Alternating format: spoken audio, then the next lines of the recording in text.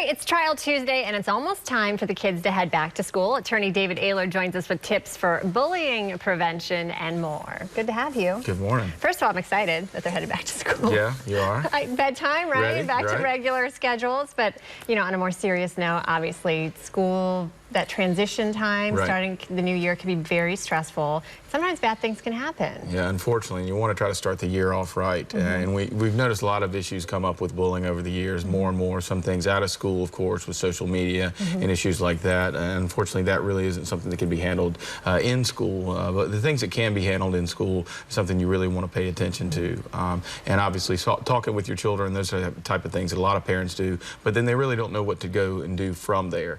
And it really starts with the communication with the principal, with the teachers, and then really how to document that. And sometimes that's where the issues start. Yeah, so how are the steps as a parent? You know, your child comes home and someone's making fun of them. Like, at what point are you like, this is too much, and I as a parent need to do something about it? You know, really it kind of starts, from that initial contact. Usually it's going to start with the teacher, and what we usually suggest is trying to do that over email. A lot of times most teachers prefer that type of communication. So everything's clear, everything's documented, stating what is the issue, and really trying to see what the resolution of it goes from there, and then really seeing what happens. If it continues, a lot of times unfortunately it'll lead to physical contact, because that supervision of the students is going to go to that teacher. It's the responsibility of that teacher and the school as a whole. And unfortunately sometimes when it's overlooked and it continues, you look at some serious issues that go down the line. At what point do you get involved? At what point do I say, I talked to the teacher, I talked to the principal, it's still happening, I need to go to an attorney?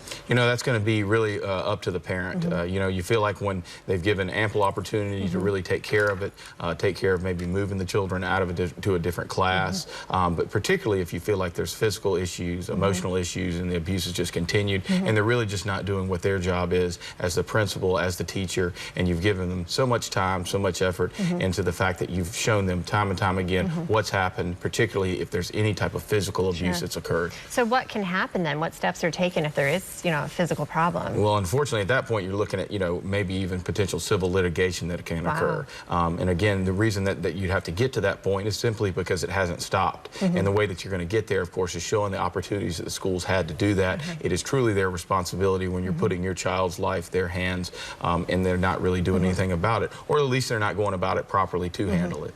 Let's talk about the other side. We talked about physical, but the internet. It's different than when we were in school. I mean, there's so many options for kids to be cruel to one another.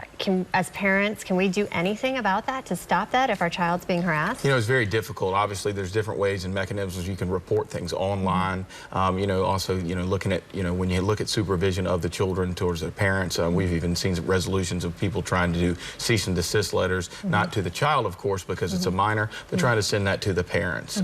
But there's really no correct remedy to it. But that is one option. If you know that there's a child that's been harassing your child via the internet, you know who it is, trying to contact that parent, having an attorney contact that parent, as opposed to, between two adults doing a cease and desist. Is it really worth the paper it's written on? Some would say no, but at least it's putting notice out there to that parent, asking them to help step in, stop their child from doing that. I would think it works too, getting a letter from an attorney. Some people yes, some people no. It depends on who it is, right? Some people just toss it right in the trash can. But, it just depends. And again, you look at a liability issue, you have a supervision issue there. If it continues, it really could go somewhere else with it. All right, great information as always. Trial Tuesday with attorney David Ayler. Yeah, good to have you. And we'll be back with much more Low Country Live right after the break.